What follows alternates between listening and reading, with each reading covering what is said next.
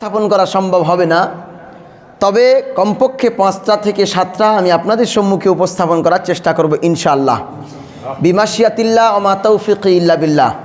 যদি মহান মনিব আমার বলার তৌফিক দেয়, আল্লাহ রাব্বুল আমিন যদি আমার ওষ্ঠদয় নাড়ার ক্ষমতা দেয়, তাহলে আমি বলতে পারবো, অন্যথায় আমার বলার কোনো ক্ষমতা নাই।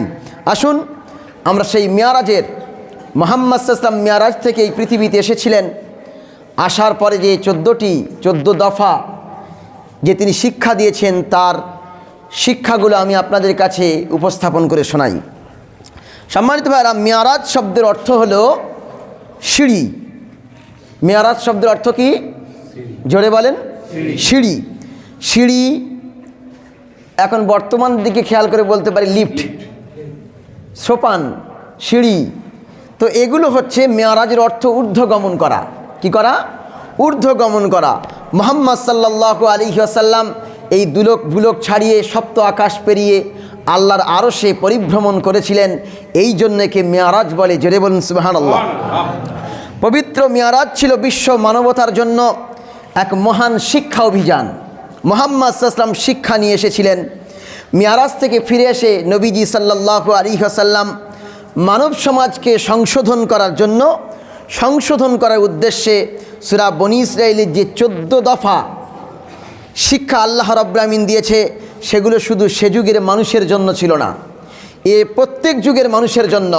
মুহাম্মদ সাল্লাল্লাহু আলাইহি ওয়াসাল্লামের রেখে যাওয়া সেই বাণী, আল্লাহর পাঠানো বাণী, কিয়ামত পর্যন্ত যত মানুষ আসবে প্রত্যেকের সামনে 14 দফা আইন বা 14 দফা নিয়মকে আমরা প্রচার করতেই থাকবো ইনশাআল্লাহ। বলেন ইনশাআল্লাহ। তো এই 14 দফা, এর ভিতরে প্রথম নম্বর আল্লাহ তৌহিদের গুরুত্ব দিয়েছেন। কিসের গুরুত্ব?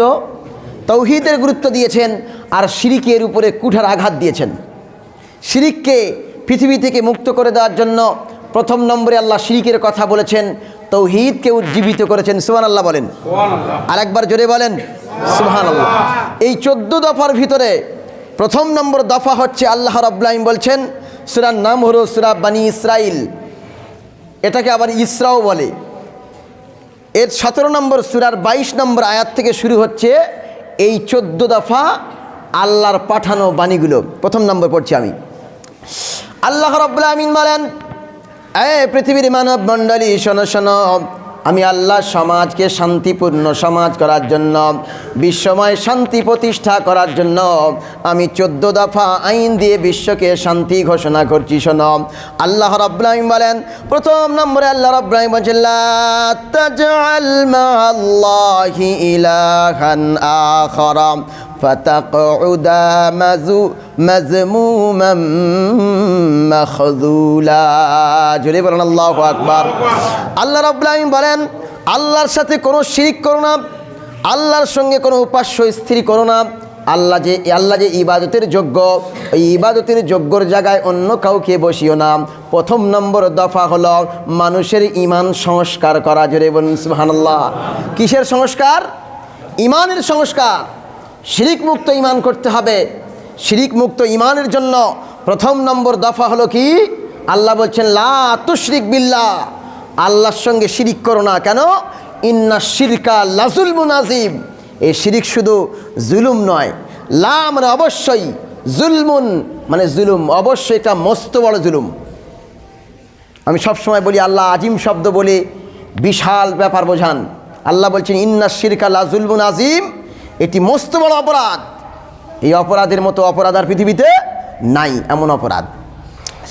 আল্লাহ রাব্বুল আমিন বলেন, প্রথম নম্বর দফা হলো শিরিক মুক্ত হওয়া আর তৌহিদের শিক্ষা অর্জন করা। আল্লাহ রাব্বুল আমিন অন্য জায়গায় বলেন, ওয়া'বুদুল্লাহা ওয়া লা তুশরিকু বিহি শাইয়্যা। আল্লাহর ইবাদত করো এবং আল্লাহর সঙ্গে কোনো জিনিসের শরিক করো না।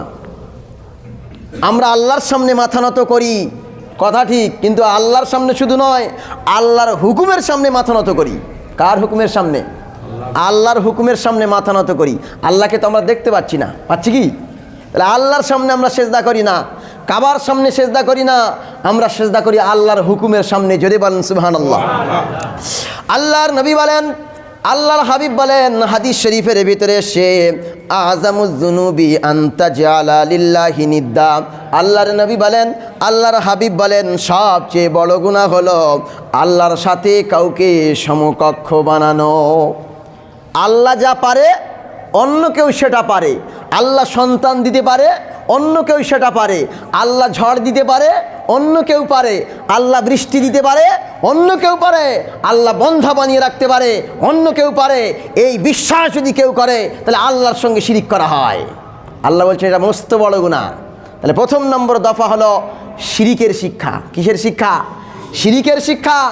এই শিক্ষা অর্জন করার সাথে সাথে তৌহিদের বুনিয়াদকে মজবুত করতে হবে। কিসের বুনিয়াদ?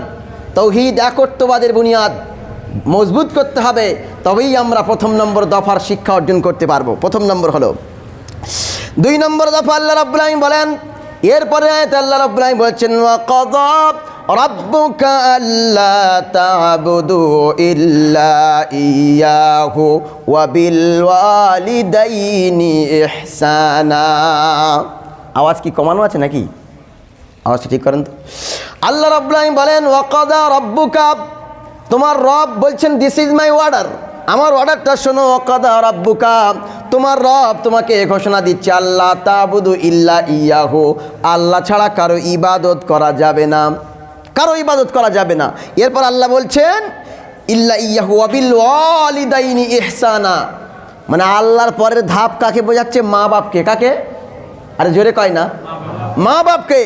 মা বাপের মর্যাদা দিচ্ছে আল্লাহ।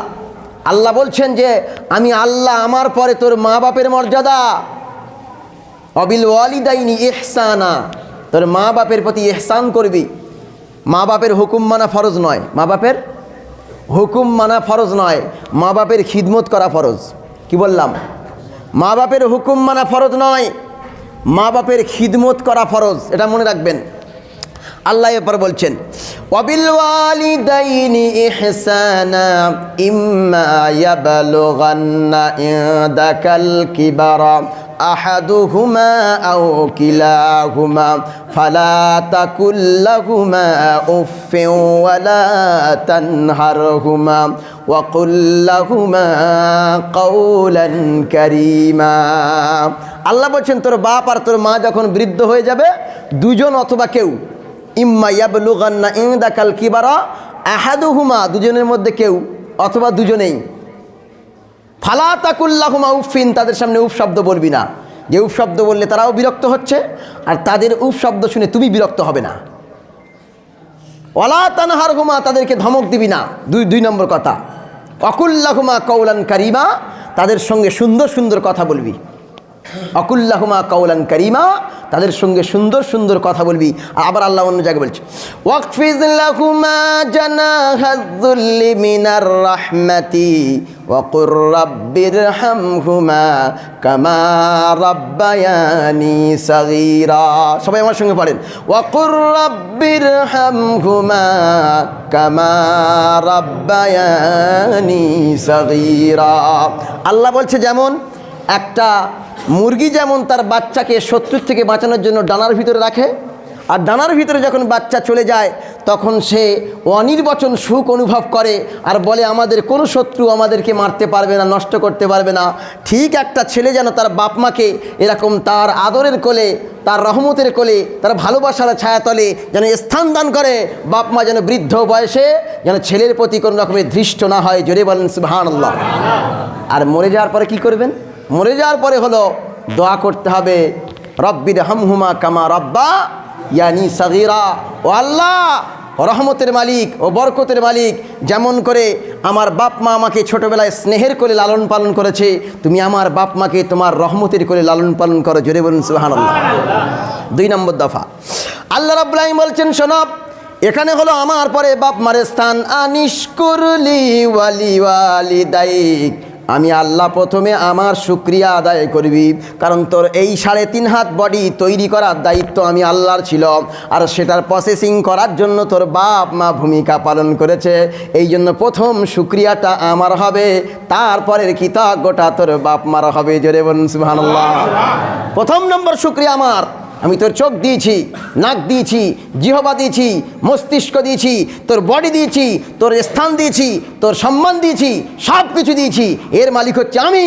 আর তোর এই 3.5 হাত বডি তৈরি করার পিছনে তোর বাপ মার ভূমিকা আছে। এই জন্য আমি আল্লাহ, আমার পরে তোর বাপ মার মর্যাদা। জোরে বলেন সুবহানাল্লাহ। তাহলে কয় নম্বর দফা হলো? 2 নম্বর। আল্লাহর নবী বলছেন রিদা রব্বি ফি রিদাল ওয়ালিদি, বাপ মার সন্তুষ্টিতে আল্লাহ সন্তুষ্টি। জোরে বলেন সুবহানাল্লাহ। যে ছেলের প্রতি, যে সন্তানের প্রতি বাপ মা খুশি, ওই সন্তানের প্রতি, ওই ছেলের প্রতি, ওই বান্দার প্রতি আল্লাহ খুশি। সুবহানাল্লাহ বলবেন না? আচ্ছা, বলতে কি কষ্ট হয় সুবহানাল্লাহ? আসলে বাংলাদেশের লোক তো সুবহানাল্লাহ বলে, ইন্ডিয়ার লোক ক্যাসেট শোনে। সুবহানাল্লাহ বলেন।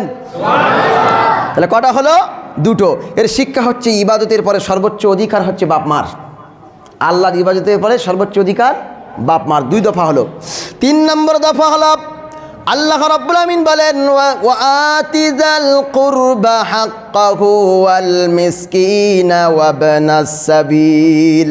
আল্লাহ রাব্বুল আমিন বলেন প্রতিবেশীর অধিকার আদায় করো, ফকির মিসকিনের অধিকার আদায় করো, আর মুসাফিরের অধিকার আদায় করো। এই 3টে অধিকার আদায় করে আল্লাহ সমাজকে দারিদ্রতা মুক্ত বানানোর চেষ্টা করছেন। জোরে বলুন সুবহানাল্লাহ। এর আগে তাওহীদ শিখিয়েছে, তারপর বাপ মার প্রতি কৃতজ্ঞতার খিদমত শিখিয়েছে, তারপরে এই সমাজকে দারিদ্রতা দূরীকরণে ইসলাম গুরুত্বপূর্ণ ভূমিকা পালন করার জন্য এই কথা উল্লেখ করেছে যে তোমার নিকট আত্মীয়দের হক আদায় করো। ভাইয়ের হক মেরে খেও না, বাপ মার হক মেরে খেও না, বোনের হক মেরে খেও না, প্রতিবেশীর হক মেরো না, ইমামের হক মেরো না, মুয়াজ্জিনের হক মেরো না, মানুষের হক মেরো না। মানুষের হক আদায় করো, মিসকিনের হক আদায় করো, আর কি তার সঙ্গে ইবনুস সাবিল যারা মুসাফির তাদের হক আদায় করো। আল্লাহ এটা করে বলছে যে পৃথিবীর মানুষ শোনো, মানবাধিকার মূলত নিকট আত্মীয়র থেকে হওয়া শুরু করা উচিত। মানবাধিকার, মানবতার দাবি হলো নিকট আত্মীয়র থেকে শুরু করা দরকার। তাহলে আমি যদি টাকা ইনকাম করি, দান করতে হবে প্রথমবারে, বা খরচা করতে হবে কার পিছনে বলুন তো? বাপ মার পিছনে। কার পিছনে? বাপ মার পিছনে।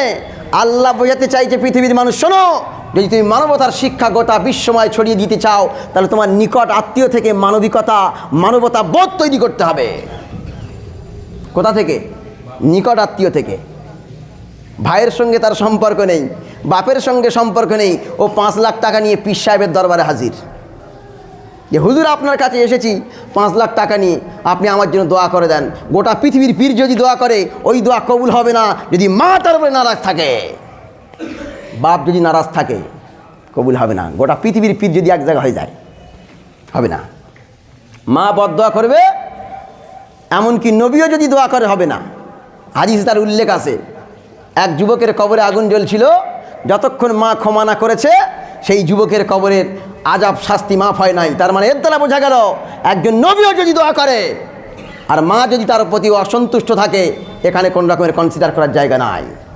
আবু হুরায়রাকে মেরেছেন, তার মা মেরেছেন, রসুলের কাছে এসে নালিশ দিচ্ছেন, রসুল বলছে এখানে কনসিডার করার জায়গা নাই, মা মেরেছে।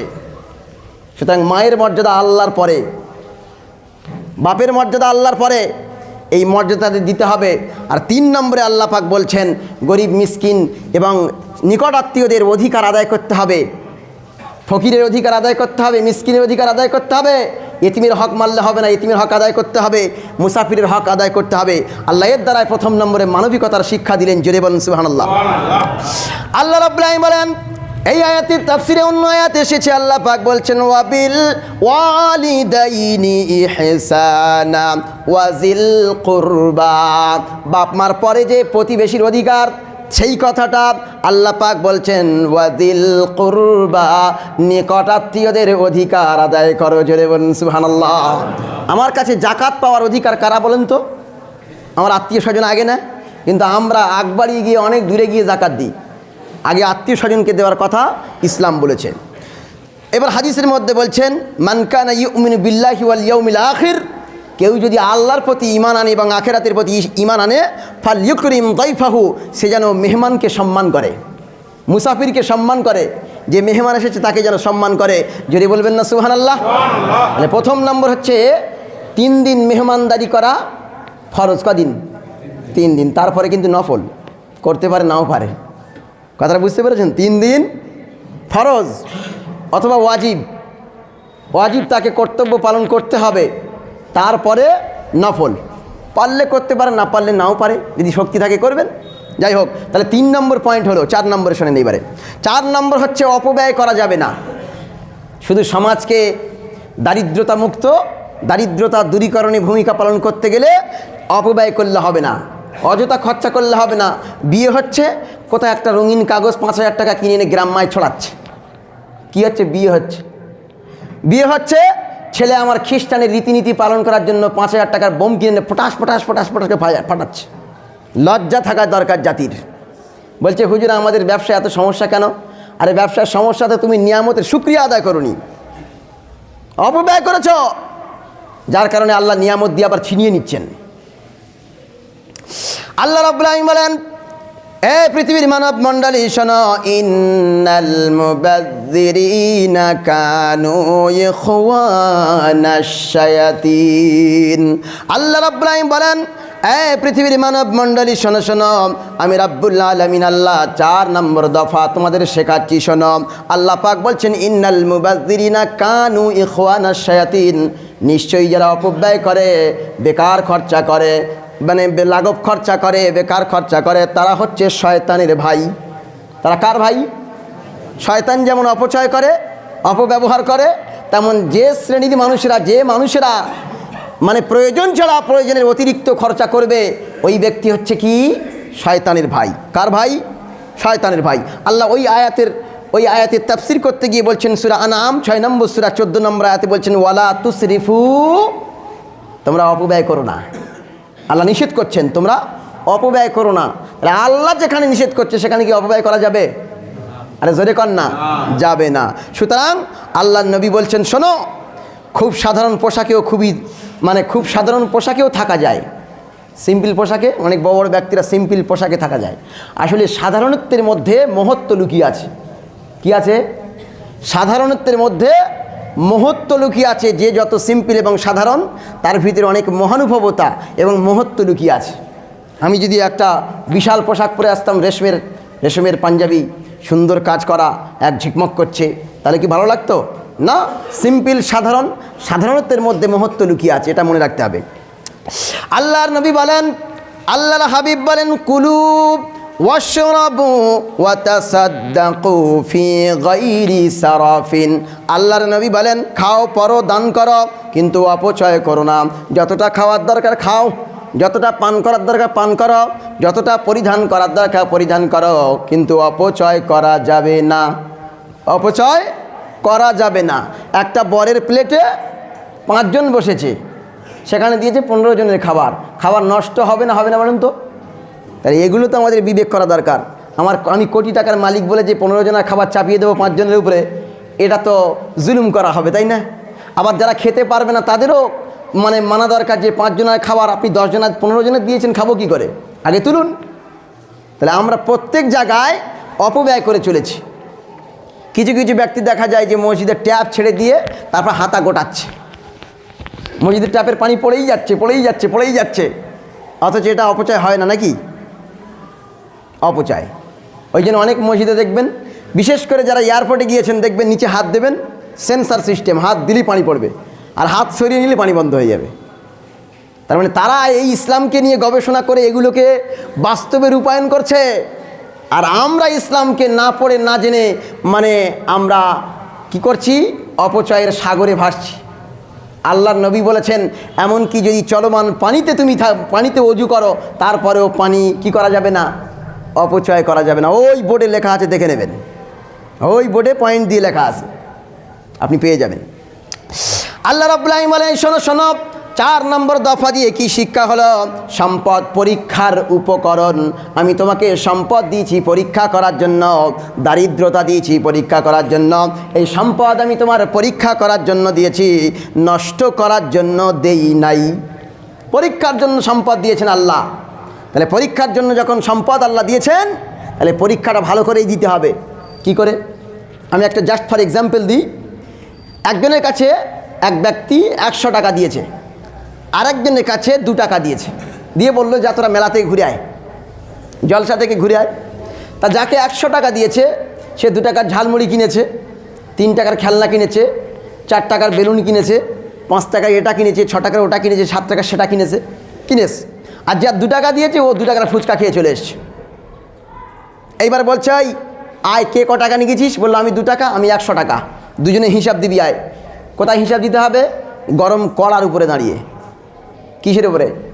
উত্তপ্ত কড়া, মানে উত্তপ্ত কোনো একটা জায়গা, গরম একটা জায়গা, তার উপরে দাঁড় করিয়ে পরীক্ষা দিতে হবে। এখন যার 100 টাকা, ও সেই উত্তপ্ত কড়ার উপরে দাঁড়িয়ে পা একবার এপার করবে ওপার করবে আর বলবে 2 টাকার ঝালমুড়ি, 3 টাকার কলা, 5 টাকার এটা, 6 টাকার ওটা। তার আগে কিন্তু পা পুড়ে জব্দ হয়ে যাবে। আর যার 2 টাকার, ও শুধু লাভ মেরে উঠেই বলবে 2 টাকার ফুচকা খেয়েছি। মানে গরিব মানুষের হিসাব কম হবে আর ধনী লোকের হিসাব বেশি হবে।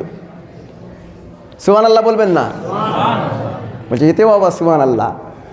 মানে আল্লাহর জাত পবিত্র রে ভাই। আল্লাহ কত সুন্দর নিয়ম বানিয়েছে, ইসলাম কত সুন্দর, কত স্বচ্ছ।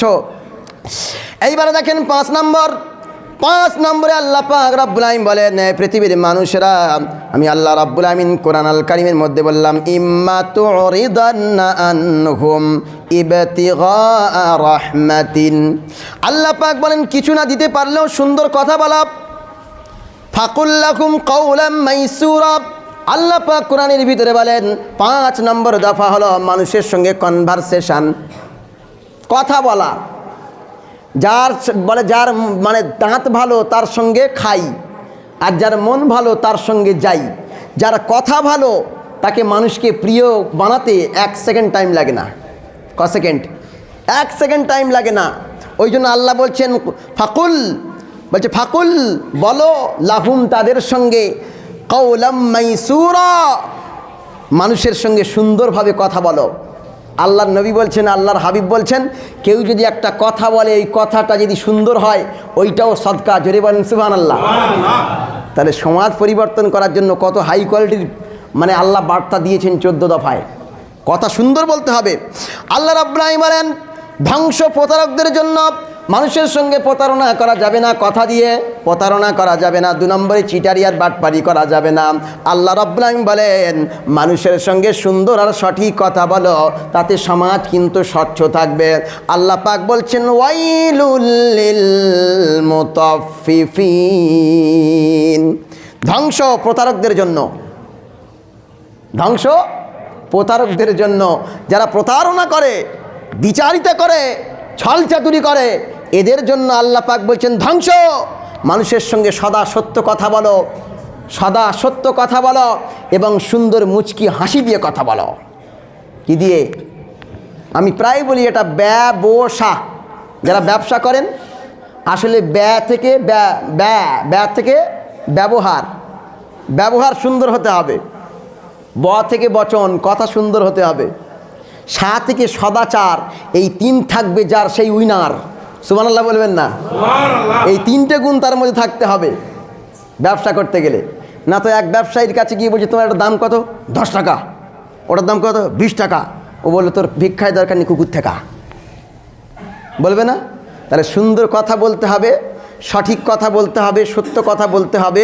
প্রতারণা করলে চলবে না, দ্বিচারিতা করলে চলবে না, কথা সঠিক বলতে হবে। আল্লাহ বলছেন ওয়াইলুল লিল মুতাফফিফিন, ধ্বংস তাদের যারা দ্বিচারিতা করে। আল্লাহর নবী আবার বলছেন, হাদিসের মধ্যে আমি একটা করে কোরআনে আয়াত নিয়ে আসি, একটা করে হাদিস নিয়ে আসি। আল্লাহর নবী বলছেন মান গাশশানা ফালাইসা মিন্না। যে ব্যক্তি মানুষের সঙ্গে ধোঁকা দেয়, মানুষের সঙ্গে দ্বিচারিতা করে, মানুষের সঙ্গে ছলচাতুরি করে, ওই ব্যক্তি আমার উম্মত হতে পারে না। তবে মনে রাখেন, আমি একটা বক্তব্য দেবো, শুধুমাত্র ফালাইসা মিন্না মানে আমার উম্মতের মধ্যে নয়। কারা আমার উম্মতের মধ্যে নয়? এ ব্যাপারে আমার কাছে 34টা পয়েন্ট আছে। কটা পয়েন্ট বললাম? 34টা পয়েন্ট আছে, কিন্তু সেগুলো বলবো আগামীতে, বলবো ইনশাআল্লাহ। তাহলে এখানে হচ্ছে আল্লাহ পাক বলছেন মান গশশানা ফালাইসা মিন্না, যারা ধোঁকা দেয় মানুষের সঙ্গে, যারা ধোঁকাবাজ, দ্বিচারিতা, এরা আমার উম্মত হতে পারে না। আর আল্লাহ বলছে তাদের ধ্বংস। তাহলে ওই বান্দা কি সফল হতে পারবে দুনিয়ায় আখেরাতে? না। এর শিক্ষা হলো সত্যতা এবং স্বচ্ছতাই ইসলামিক সমাজের ভিত্তি। সত্যতা এবং স্বচ্ছতা ইসলামী সমাজের ভিত্তি। আমাদের সমাজকে যদি স্বচ্ছ করতে চাই, সুন্দর করতে চাই, আর সুন্দর সমাজ গড়তে চাই তাহলে সত্য কথা বলতে হবে, প্রতারণা ছাড়তে হবে, তবেই হবে এ সমাজ, এ দেশ, এ রাষ্ট্র, এ পরিবার, এ সব কিছুই সুন্দর হবে। জোরে বলেন সুবহানাল্লাহ। 6 নম্বর হলো আল্লাহ পাক বলছেন কৃপণতা নয়, আবার অতিরিক্ত ব্যয়ও নয়। এর আগে বললাম যে অপব্যয় করা যাবে না, এখানে আল্লাহ আবার বলছেন যে এখানে কৃপণতা করা যাবে না, আবার অধিক উদার মন হওয়া যাবে না। ওর কাছে আছে 10 টাকা, ও বাড়ি যাবে। একজন ভিখারি এসে চেয়েছে যে 10 টাকাটা আমার দাও, আমি বাড়ি যেতে পারছি না। ও ভিখারিকে 10 টাকা দিয়ে ও 1 ঘন্টার রাস্তা হেঁটে হেঁটে আসছে। এমন হওয়ার দরকার নেই, এমন হওয়ার দরকার নেই। এখানে আল্লাহ পাক বলছেন, শোনেন, আল্লাহ রাব্বুল আলামিন বলেন ওয়ালা তাজআল ইয়াদাকা মাগলুলাতান। আল্লাহ পাক বলছেন এ পৃথিবীর মানব মণ্ডলী, তোমরা এমন দান করো না যে তোমরা কি হয়ে যাও, সব কিছু হারিয়ে ফেলো, সব কিছু শেষ করে ফেলো। আবার এমন কৃপণ হয়েও না, মাক্ষিচুস একটা পিঁপড়ে যদি একটুখানি মিষ্টি নিয়ে যায় সেখান থেকে বার করে নিয়ে আসবে, এমনও হয়েও না। মানে অধিক কৃপণ হয়েও না, আবার অধিক মানে উদার দিল হয়েও না যে সব কিছু দিয়ে তুমি কি হয়ে যাবে, তুমি দেউলিয়া হয়ে যাবে, তুমি দেউলিয়া হয়ে যাবে, এমন হয়েও না। আবার অধিক কৃপণ হয়েও না। আল্লাহ বলছেন ওয়ালা তাবসুতহা কুল্লা বাস্তিন, একেবারে কৃপণ থেকো না, আবার একেবারে পুরোপুরি উড়িয়েও দিও না। কেউ কেউ আছে এত হাত লম্বা, ও বাড়িতে রান্না হোক আর না হোক বন্ধুর সঙ্গে গিয়েছে বলে কথা, একদম সেরে পাঞ্জাবে গিয়ে ওর 5,000 টাকা ছিল, সব খেয়ে এসছে। সুবহানাল্লাহ বলেন নাকি? এরকম করলে চলবে? চলবে না। আল্লাহ শেখাচ্ছে যে কৃপণতাও করা যাবে না, আর একেবারে মানুষের মাঝখানে উদার দিল হয়ে সব দিয়ে দেওয়া যাবে না, তাহলে তুমি দেউলিয়া হয়ে যাবে, পরে ভিক্ষা করতে হবে। এরপরের সমর্থনে আল্লাহ রাব্বুল আলামিন বলেন, আবার অন্য আয়াতে বলছেন ওয়াল্লাযীনা ইযা আনফাকু লাম ইউসরিফু ওয়া লাম ইয়াকতুরু ওয়া কানা বাইনা যালিকা কাওয়ামা। জোরে বলেন আল্লাহু আকবার। আল্লাহ রাব্বুল আলামিন বলেন ওয়াল্লাযীনা ইযা আনফাকু, যখন তারা দান করে, লাম ইউসরিফু, কি করে না, লাম ইউসরিফু ওয়া লাম ইয়াকতুরু, অতিরিক্ত কৃপণ হয় না, আবার অতিরিক্ত বড় দিলের হয় না যে সব কিছুই দিয়ে দেয়। আল্লাহ পাক বলছেন ওয়াকানা বাইনা যালিকা কাওয়ামা, মধ্যম পন্থা অবলম্বন করো। কি করো? মধ্যম পন্থা অবলম্বন করো। কারণ পৃথিবীর সকল প্রাণীর কিন্তু কোনো ব্যাংক ব্যালেন্স লাগে না, কোনো গচ্ছিত সম্পদ লাগে না, শুধুমাত্র কেবলমাত্র মানুষেরই লাগে। কারণ মানুষ মোকাল্লাফ, এর সেইভাবে চলতে হবে। এ টাকা ছাড়া ইসলামও মানতে পারবে না, ইমানও রাখতে পারবে না, সব কিছু বিলিয়ে দেবে। ওই জন্য একে মধ্যম পন্থায় চলার জন্য আল্লাহ পাক বলছেন, আল্লাহ রসুল বলছেন দান ও মিতব্যয় সমতার প্রশংসা করতে হয়। মানে যে দান এবং মিতব্যয়, অল্প ব্যয় করে, কৃপণতা করে না এবং দান করে, এরই প্রশংসা হওয়া দরকার। সুবহানাল্লাহ বলেন। কটা বাজে? এই পয়েন্টটা শেষ করে দিচ্ছি। শিক্ষা, এর শিক্ষা কি হলো? বলছে ইসলামের ব্যালেন্স লাইফস্টাইল মানে আমার লাইফস্টাইলকে এমন করতে হবে যেন ব্যালেন্সপূর্ণ হয়, ঝুঁকিপূর্ণ না হয়, ব্যালেন্সপূর্ণ হয়। কি বলেছি বুঝতে পেরেছেন? ব্যালেন্সপূর্ণ হয়, ঝুঁকিপূর্ণ না হয়। আমার 14 থেকে মনে করুন আমার 20 থেকে 30 বছর বয়স, কমপক্ষে 5 লাখ টাকা থাকা দরকার। ক লাখ টাকা? 5 লাখ। আবার 40 থেকে 50 বছর আমার বয়স, তখন আবার আমার 20 লাখ টাকা আমার থাকার দরকার। এবার আপনি দান করতে পারবেন, খেতে পারবেন, সুন্দরভাবে জীবনযাপন করতে পারবেন। এটাই হচ্ছে ব্যালেন্স লাইফস্টাইল। সুন্দরভাবে জীবনযাপন করে ব্যালেন্স করতে হবে, মধ্যম পন্থা অবলম্বন করতে হবে। তাহলে আল্লাহ রাব্বুল আমিন আমাদেরকে সব জায়গায় শান্তি দান করবেন। জোরে বলেন আল্লাহুম্মা আমিন। বললাম কটা? 6টা। তাহলে বাকি রইল কটা? 8টা। এখনও 8টা পয়েন্ট বাকি। আমি তো মনে মনে করছিলাম যে একটা দফা নিয়ে একটা বক্তব্য দেবো, একটা দফা নিয়ে একটা বক্তব্য দেবো। তারপরেও ও ঘন্টা 3 করে লাগবে। ক ঘন্টা করে? ঘন্টা 3 করে লাগবে। যাই হোক, আল্লাহ রাব্বুল আমিন যেন এই 6 দফা শিক্ষা আমাদের মেনে জীবনযাপন করার তৌফিক দান করেন। সবাই বলেন আল্লাহুম্মা আমিন।